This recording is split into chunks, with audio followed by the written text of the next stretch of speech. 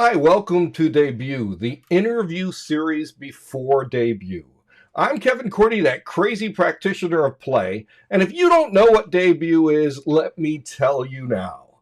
I wonder where you've been hiding. We take three accomplished, amazing storytellers, and they tell a story for the very first time ever, anywhere, for you, just for you. And before that, we have an interview with one of the tellers or all the tellers, and I am really excited about the interview today. Let me tell you a little bit about this teller. He's an American storyteller, educator, singer, songwriter, humorist. He got his start with an improvisational comedy troupe at Walt Disney World. He has the National Storytelling Network's Circle of Excellence. He resides in Covington, Georgia, which is outside of Atlanta. He's traveled around the world, not only as a teller, but a musician, an actor. He's directed plays, I believe written plays. We can ask him a little later. He's also an award-winning whistler with the Kandinsky Trio. That's what's on paper. That's what I'm reading. Let me tell you about this teller from what I know. This teller commands the stage. He can command it in silence and sound. He takes a moment, whether he's letting us introducing us to characters that he knows or knows in his head. He takes us there. He reminds us that story is a place we need to sit down and listen. Ladies and gentlemen, it is indeed an honor to bring the ever-talented Andy Offit Irwin to the stage, or the virtual stage. Andy, great to see you. Thank you, Kevin. I'm blushing, man. That was lovely. Thank you. Every word of it's true. I certainly appreciate all that you do. And thanks. And welcome to Debut. This is my debut on Debut, and I'm sure I'm not the first to say that. Well, you're the first to say it at the top.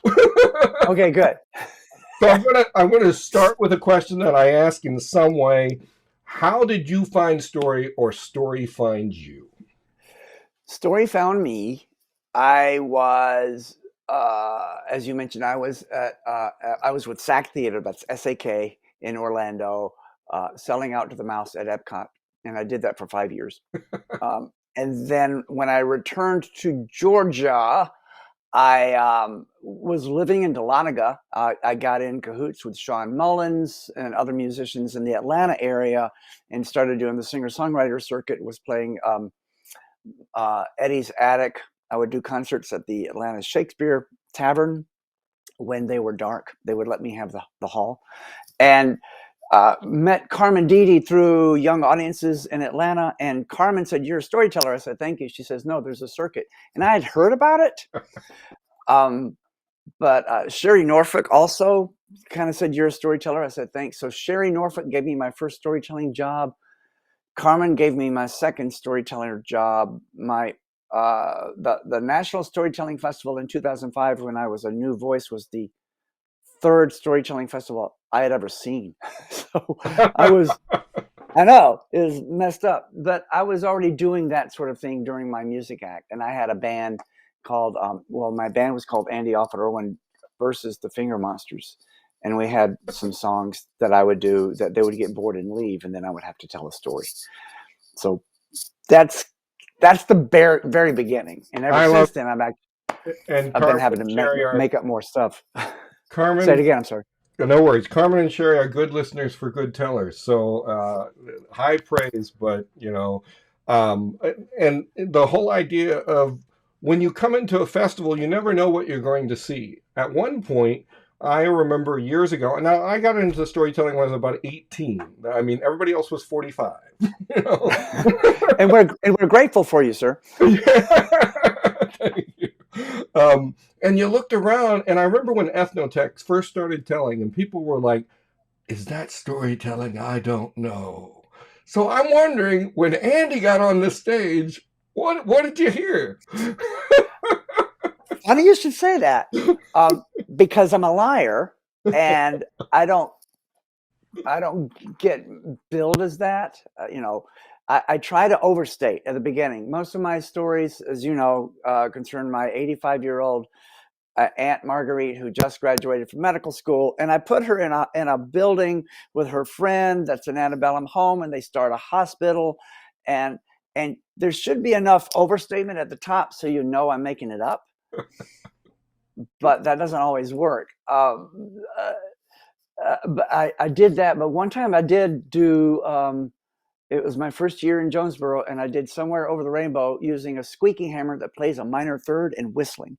And I did hear as I exited, "That's not storytelling." So, and it wasn't. It was vaudeville, and I was cheating. And I love it. I love it. And it's a thin line, isn't it? Yeah. For what storytelling is. I remember Kendall Haven, and you probably know Kendall. He was telling, and he said, people sometimes would buy me flowers for, whoever I was talking about was sick, and he said I was making it up, All right. because story has that power to move us, doesn't it? Whether it's It fictional does. or not, it does. Right. And I argue, welcome to the workshop. I argue that if I tell you a factual story about my mother, who was a real person who existed, and I kind of do her character, you will begin to picture a woman in your head because you're involved. And my job is to help you finish the pictures. And I don't describe physically characters very much. So you can picture whomever you want to see. Even at that point, even if I'm telling you facts about my mom, it becomes a sort of fiction. I find it easier to write fiction to tell the truth. Yeah. I like that. I love that. Well, one of my students said to me once, Mr. Cordy, every story you tell has a little bit of you in it, regardless of what you tell. I mean, the kid was 15 at the time. Later went to the National Youth Storytelling Olympics, all that. So he knew story and is the son of Randall McGee. So, Knew a Adam thing or knew, two. Adam knew about stories. But I Right. think about that. Every story you tell has a little bit of you in it. If you're telling Cinderella, you chose it, didn't you? And Right. you chose to highlight this and finding the truth in fiction.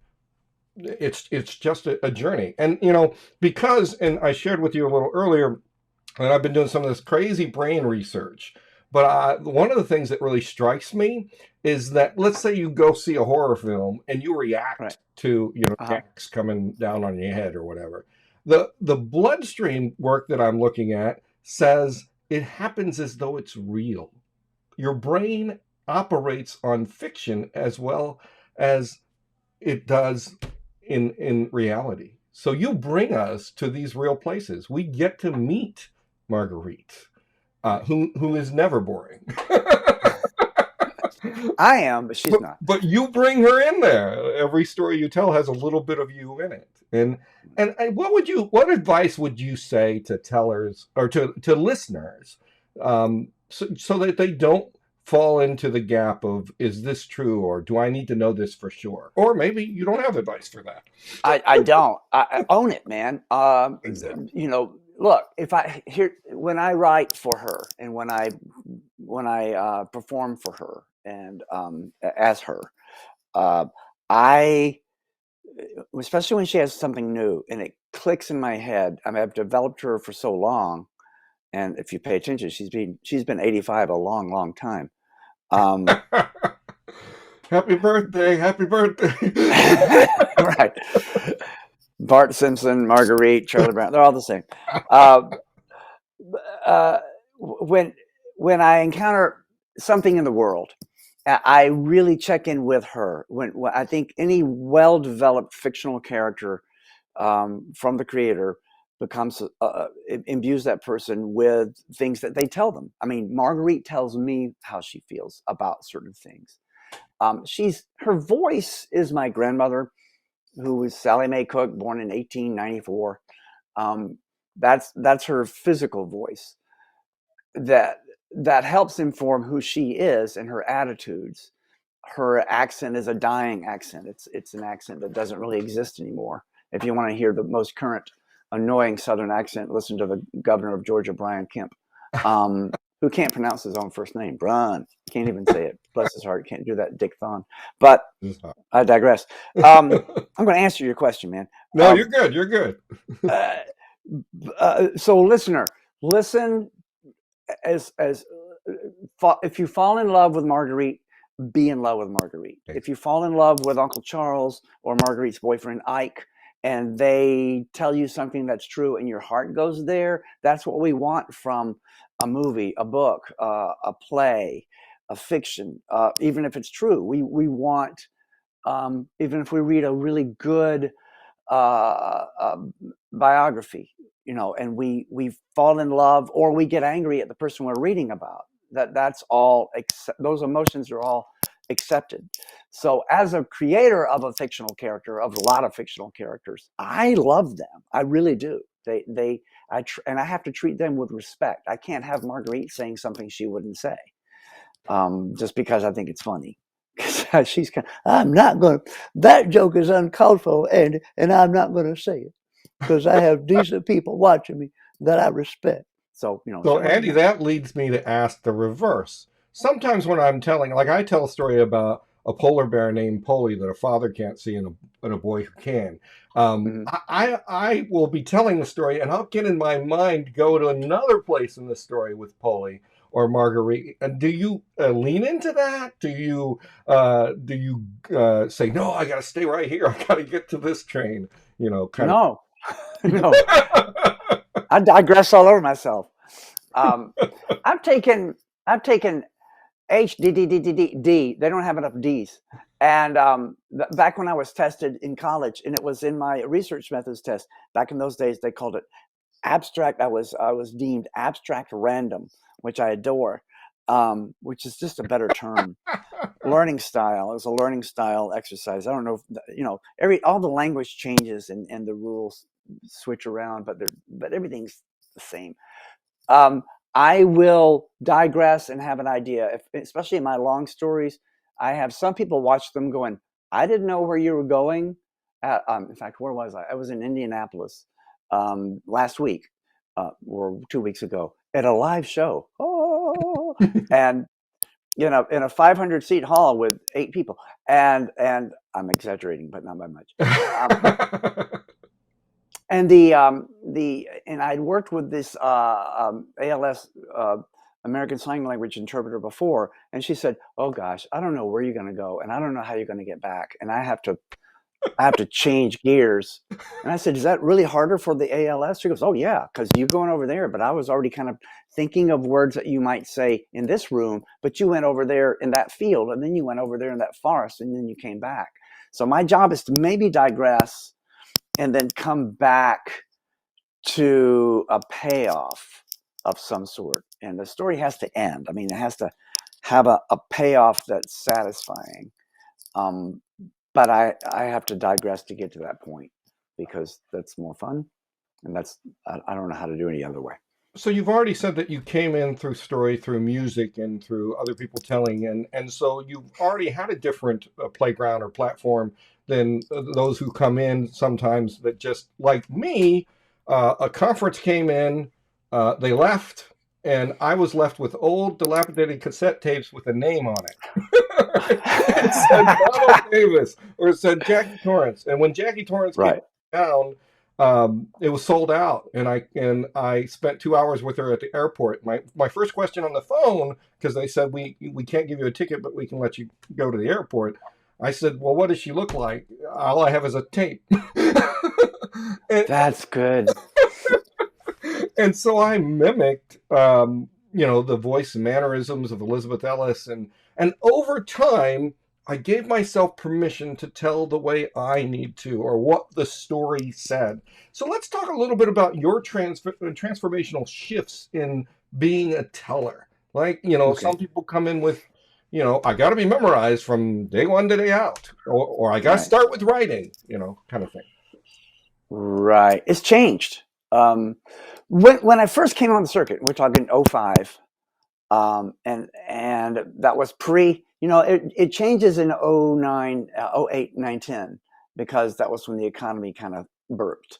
All right. And I was flavor of the month first 3 years. So Sure. '05 and then into 6, 7, and 8. I had a nice pile of things that I could do. I was also, And I've mentioned, I was also hosting a radio show on Georgia Public Broadcasting called Evening Star, and it was a singer-songwriter touring show. But every night I would tell we did it monthly and Sure. did it for several years. So I had lots of stories from that because I would tell a story because everybody wants to be Garrison Keillor, and that was the way the show was built. That was the way it was handed to me. Then I was invited back.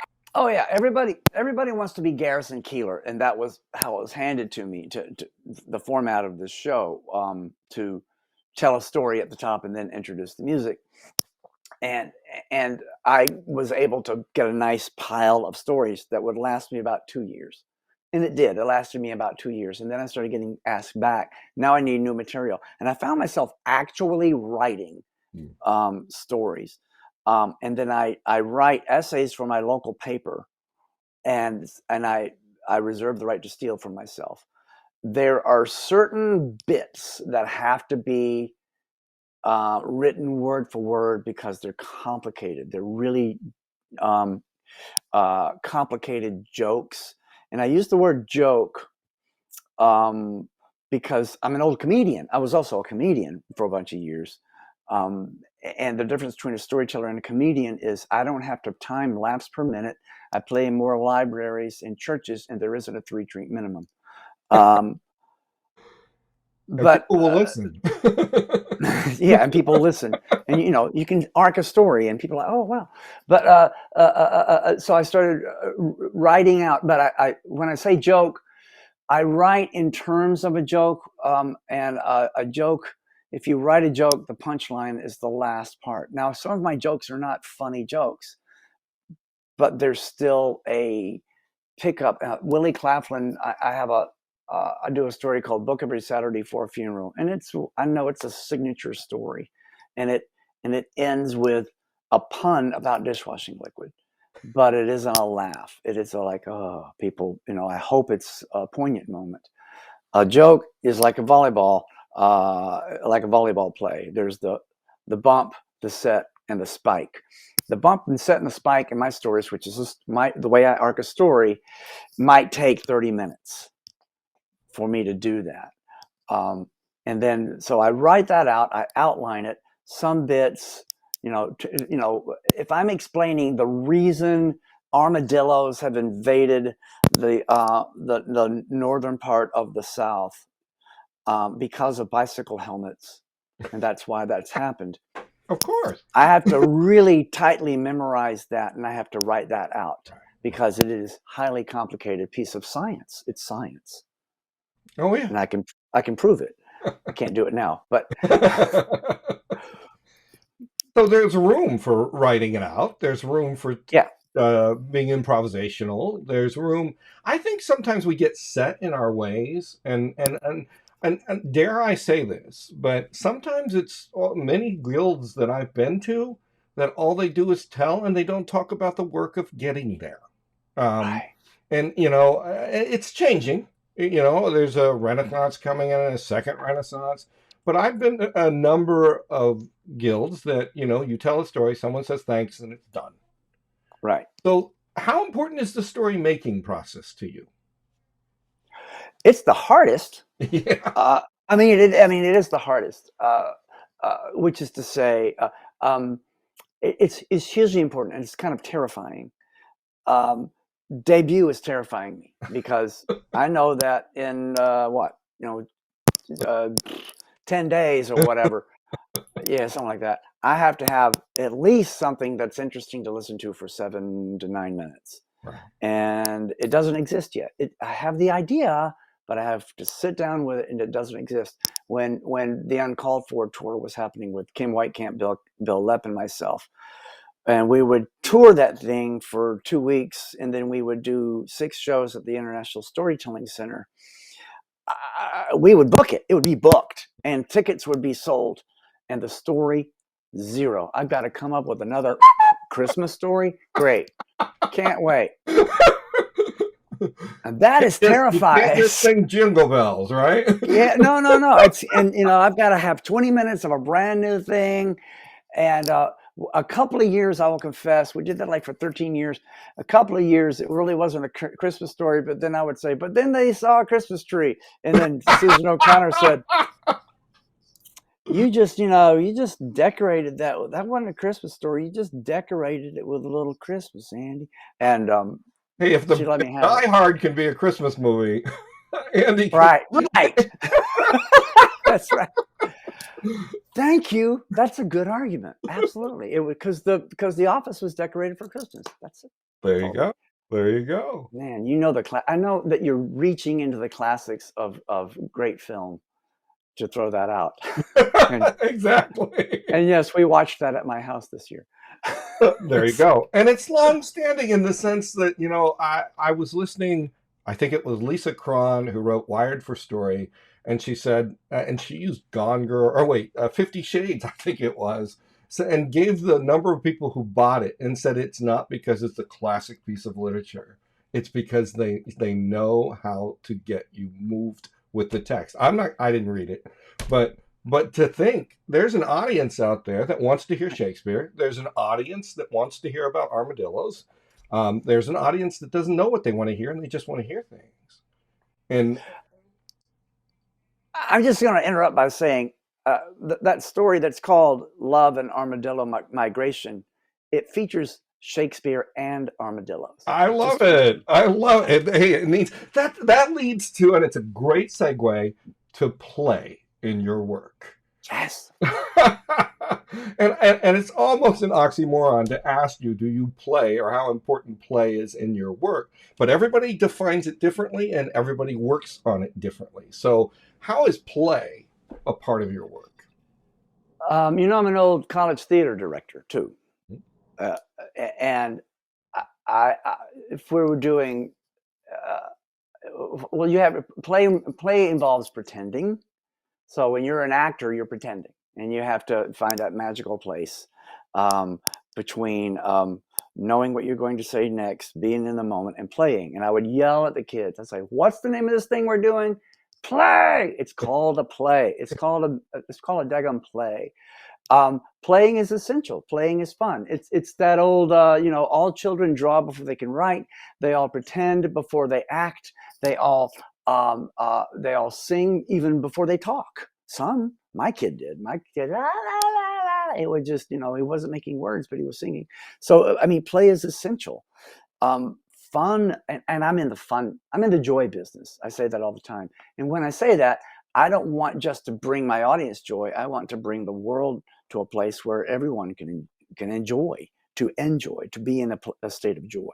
So if I'm doing anything, if I'm thinking about social change, I don't yell social change from stage, but Marguerite can touch on stuff that I can't, because I can maintain my innocence about things. Right. But that's to bring more joy, and play is an essential part of that. I love play. I have been accused of being an old kid. It's getting tougher to pull that off at my advanced age. But with my students, that's we start with theater games. Games are play, for crying out loud, and it's essential. It's just it's a silly question. I agree. Some people Right. say this before. Some people think play is a rehearsal for life, and I know it's not. It's where we re-energize. How would you respond to that? The play's the thing. Somebody said that? I can't remember. I'm reading a book right now called hold on, Professor. It's called Stay Illusion, and it's all different philosophers. And it's all about Hamlet and all these different philosophers and their reactions to Hamlet. And it keeps coming back to the Mousetrap, which was the theater troupe that came through, that Lord Hamlet himself said, you remember me, and he's like a kid when he says that. He saw these guys, and they're vagabonds, right? They're traveling minstrels, and I really I fantasize about being a traveling minstrel. I have been a traveling minstrel. I've done Ren Fair. Renaissance festivals are carnies who went to college. Full of carnies who went to college. I also Doc McConnell. Yeah, yeah, yes. The traveling medicine show. For those who do not Right, know Doc, I mean, right. And the so, answer is there. yeah, so the play is the thing. It's called a play. The play is the thing. To play, to be involved in play, to be involved in games, layers and layers and layers. Um, so it was it Picasso said, don't. I'm paraphrasing terribly, but that's how you create an artist. Just be a child. That's what children are good at. The Picasso And quote I remember is Picasso said, "Painting is another way of keeping a diary." And I think about that in the way of yeah, play. I mean, right. we need to try, all colors. Go outside the damn line, right? Yeah, yeah, yeah. Yes, sir. Yes, sir. But sometimes people I get handcuffed. Like I advocate that we should do word dance in the world that we create before Hmm. we ever put something on paper, because we get handcuffed to a script or specific words, and we haven't played in the world that we're creating. And that's sensory. It's everything. You know. Yeah, the words trap you. There's a story of Tom Stoppard, who I think is the greatest living English Very, speaking playwright. We can argue that too, and I'm ready because it's fun. And I'm not afraid of debate, which is just juicy. Um, but it was Arcadia. It was in New York. And I read this in the New Yorker, this article. This guy was a reporter, writer, and it wasn't John Lahr. But this was I can't remember when it was. I know it was in the '90s. He's in there. He's just tagging him along, and it was the first New York production of Arcadia, and it was already in the Norton Anthology. Blah blah blah. It was already in the canon, and he gets to live and see his stuff really canonized. And the guy playing Seximus, Stoppard says, "I'm not really satisfied with the way those lines are landing," or how that's terrible. He's from the Middle East, but he has an English accent. Don't overthink this. no worries. And and there he's having dinner with the director, and he's changing the words that Seximus, because he likes the actor. He likes the way that guy's bringing it, but the words aren't right. And the director said, "You can't do that. This is it's my play. I can change it if I want." And it gets me to that story, gets me to humor, because Stoppard looks at the director, and I can't remember who it is, and he says, "I think you think I'm being a taunt about the loves, but for me, primarily they're the sound of comprehension." Oh, I love And it. Oh. isn't that gorgeous? And and, and that's that. You didn't ask me about humor, but that's my approach to what humor does. It's that cognitive connection. If we're laughing, we're learning, and that's all part of play, because I like funniness. You And don't misunderstand me. I want my funniness to be thinkable, like how I might bring, how a bicycle helmet brings an armadillo up north. But if you pull my finger and I make a scatological noise and you laugh, I'm happy. Your stopper reminds me when they asked Don McLean about Vincent's song, Hmm. and it was an English professor, and he said, "Do you realize that this is the best example of iambic pentameter ever written?" I'll never forget Don McLean went, "Oh, it is?" That's very satisfying, isn't it? Yeah, Yeah. The I love that. nomenclature doesn't have to define something. Play No, is in a world that we see for the first time. We envision it. And yeah. often, and people think that, I mean, they rush to get to a stage. And now, how do you grow, Andy? And that's a No, great it's a good question. It's a question. really How good do you question. grow? All right. You had mentioned, everybody started at 45. My first storytelling festival, I was 47. So, and that's been a while. It's the joy of living to keep growing, man. It's an ever increasing thing. It's at my age, I know I want to have younger friends. Um, uh, uh, uh, right. Getting back to writing, actually, writing helps me grow.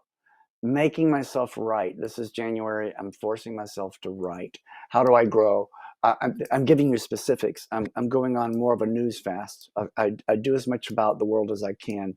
I feel, and I deal with. I live in a world of callings. Frederick Buechner says your calling is where your great gladness in the world's great need meet. It's somewhere around that. I'm close to how he said it. So I feel a calling to being a white guy in the New South. I'm passionate about that, and I write about it to an audience that disagrees with me. So that's one of the ways I grow, is to try to find a way to communicate to people who disagree with me. And if I do that with love and affection for those people, because I really do love some of those people that I disagree with strongly, that helps me grow into being a kinder person and therefore a wiser person, because I think that wisdom and kindness go hand in hand. So that's an active discipline for I me. a privilege, I mean, a practice that we need to work on every day. I mean, I served on the national board for, it was teaching tolerance, but learning for justice. And Right. one of the things that you They've changed the words, but that's funny because yeah, that's a there's a whole different extreme between those two. right. But you said joy. You work for joy, and I'm reminded of Cornelius Minor, who do you know Cornelius? Yes. Was he a bishop? He was not, but he I am thinking of somebody, he was. but I knew a dude. Wait. I knew a dude named Cornelius Minor, but it's probably a different person. All right, And keep going. he named after him. And this person is an African American educator who said to me once that you can't have joy without equity. And I Ha. think you're allowed to give people places that maybe they could find better joy in an equitable manner within the fiction of your work sometimes. Because I've seen you touch onto some hard issues. Does that make sense? It does. What you said about joy made me think of Cornelius Minor, who said to me, and he's the author of We Got This, and works with the National Council of Teachers of English on equity matters. He said, we can't have equity without joy. And I have seen you in small ways and somewhat big ways really address in the fiction how we could be more equitable in our decision. And thank you. I mean, that I'm intentional when I do that. I have an advantage. And the term I use is maintain innocence. And I had a nice debate with a beloved person about what that means. I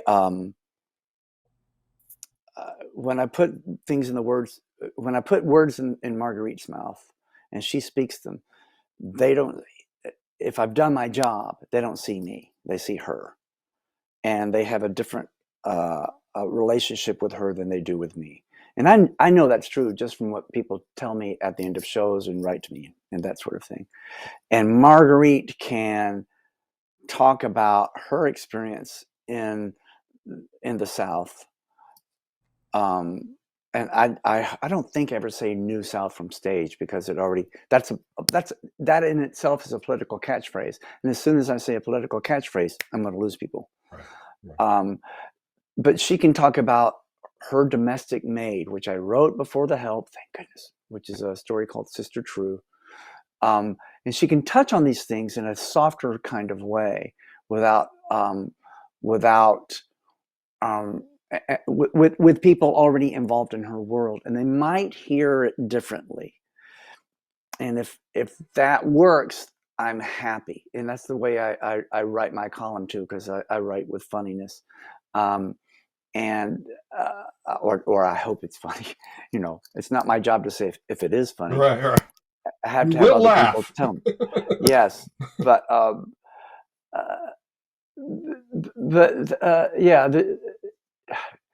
yeah, you can't have joy without equity, and you can't bring about the equity without reminding people that things are unequal. And how do you do that? You can yell at them and point at them and say that. You can hold a placard and scream from the side of the road, but that's really not going to pull it off. What might pull it off is if I gently nudge people into listening to the better angels of their nature. This is that's what I'm my trying mind to do. because I just edited a collection called Social Action Stories Impact Tales for the School and the Community, which I believe that stories can move people to act. Do you think storytellers have a responsibility to at least look into that? I think they do if that's their calling. For some people, it's not. Right. It's simply put. Some people, and I'm going to just talk about him as if he's not here. He won't listen to this because it's, he doesn't have time. But Bill Lepp will tell you flat out, I'm just there to make you laugh. Right. That's the only reason I'm there. Now, he hangs out with all of us. And Bill's my best pal on the road. That, and our families vacation together. I mean, we're very close. And he'll flat out tell you that's all I'm doing. If you read his column that he puts up in the Charleston newspaper, he just did a piece in December called "How the Match Stole Build Back Better." It was like flat out, no kidding around, making his opinion known. And so if you look for it, you'll find it, but you won't see it on stage very often. But then he'll have these magic moments. And Wally, Calm Down Right Now, about a kid who starts to live in the rafters of the gymnasium after he's gone up the rope, and he unfurls the flags from all over the world. You get this sense that this is a person who sees the world as one big neighborhood that should be beloved. So the subtext is layers back, and you've got to pay deep attention to that. I don't think, going back to, I know my calling is really firm, and I have to kind of back off from saying things as straight ahead as I want to all the time. Right. And I think storytellers need to be aware of it, but for some people, it's just not their calling. I've had the good fortune of telling and being with Bill as well. And, the silence that he has before a show or just talking, he's a thinking man. Oh And gosh, yes. he really is. And like you said, he doesn't agendize, but he makes you think, whether you're laughing or, I've always had a philosophy: in all funniness, I'm serious; in all seriousness, I'm funny. Yeah. And right, and hopefully he does listen to this, because we'll send him an invite to debut. Who knows? Yeah. But Andy, I mean, let me ask that question: why debut? You've already because you sent me the dang email, and I'm too much of a sap to say no. And we're appreciative. No, it was kind of a why not. Like, I'm gonna have to come up with something new. Oh hell. Get to work, boy. What? Get to work. Why? Because you gotta be on debut. Oh man, all right. Kevin, what color of his glasses? I don't know. Whatever color his shirt is, that's what it's gonna be. And we got to give ourselves permission to play. We do. Yeah. So I'm doing it for the fun, and sometimes the fun is work. So I've got to do some work on this. So yeah. J.O. Callahan Happy to be here. once, storytelling can be a lonely business. And I don't think it always has to be. You touring with the Uncalled Tour, you've got someone to echo, and I've talked to a number of writers. The writers that I know that make it, whatever that means, Right. have someone to bounce back.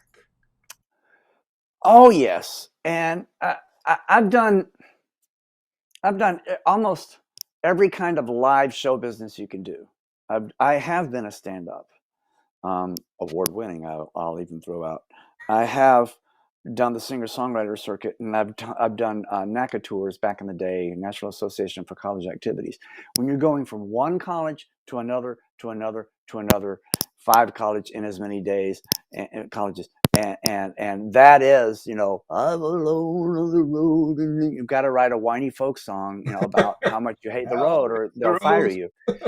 The union, the local 1,000 American Federations of Musicians, every year they say, "What's your whiny road song?" If you don't have one, they'll kick you out. Right. Same for your SAG card, That's it. All that. Yeah. And we But storytelling, I'm interrupting. Storytelling is not that long. I mean, we get to work with our friends on the road sometimes, and that's delicious. That's what I was going to get at. and the Really. conversations between the tents, the conversations help build the next directions for story in that sense. Yeah, You for sure. and you get to laugh along the way. Yeah, man. And That's the cool true. thing is there's room for everybody at the table if they do the homework. And even if Yeah, they don't, but right, but they should, you know. right, right. What are your challenges in the next 5 years? The next 10 days is to write my debut story. I will tell you that I've begun a fairly large podcast project, and I hope it's going to be well produced. And it's the working title is Armchair Anthropologist. Right. And I've traveled to Selma to record stuff for this podcast, not just about the Selma of 1965 or even 1865, which was also a very important Selma, but the Selma of today. And once again, falling into that calling. And Catherine Tucker Wyndham called me to Selma from the grave. It was messed up. I love making fun of dead people because I'm not saying anything about Catherine that she wouldn't say. And so that's a challenge. That's a technical challenge and a writing challenge that I'm kind of diving into. Because it's just a fact. There are fewer show up gigs. Oh, yeah. Even before the pandemic hit, there were fewer show up gigs. They were sort of clicking away. So I can't afford to retire. I don't want to retire. All my friends who grew up, that I went to school with, who became school teachers, have been retiring for the last 5 to 6 to 7 years. Can't see it. I've got lots of energy. My health is good. And so the challenge is to sort of rediscover a place for my writing and to kind of jump in late to this podcast realm. I have some inside tracks for getting it put up when we get it finished. It's not finished yet. And being open to new stuff. I probably will do another Shakespeare show before too long, just because it's there and I can, dare I say, call the director and say, hey, I would love to play Polonius. I'm kind of spacey. I'm the right age, and I can act dumb. So a bunch of things. I'm open to a lot of things coming Andy, my we, way too. we don't want you to retire either. No, this ain't gonna happen. So you've already said it. When is debut? Debut is the 31st. The 30th at 2 30th. o'clock Eastern Standard, or wherever you are. If you're coming in from India, it's a different time. All right. Andy, we could talk forever, and I enjoy it. And it only reminds me that you and I need to connect more because we do, do Kevin. the same joke or a different one. All right. I usually tell people, Andy, you have the last word, but this time I'm going to give the last word to both you, and if you don't mind, Marguerite. Oh, okay. And Well, Kevin is doing such a good job, and he knows how to accessorize with his eyewear. Isn't it beautiful? Because he's a playful man, and we hope you come and see us on the debut, the 31st of January. And I'm looking forward to seeing you. Aunt Marguerite loves you, and your Aunt Marguerite wants everybody to love each other. Marguerite, it's the 30th. Oh, that's what I meant. 30th. There's no. All right. And now let's hear from Andy. Whatever Marguerite said, I do an old lady character, so when she's forgetful, everybody goes, "Oh well." So that's it. This has been a delight. Thank you, Kevin. It really has. This has been fun.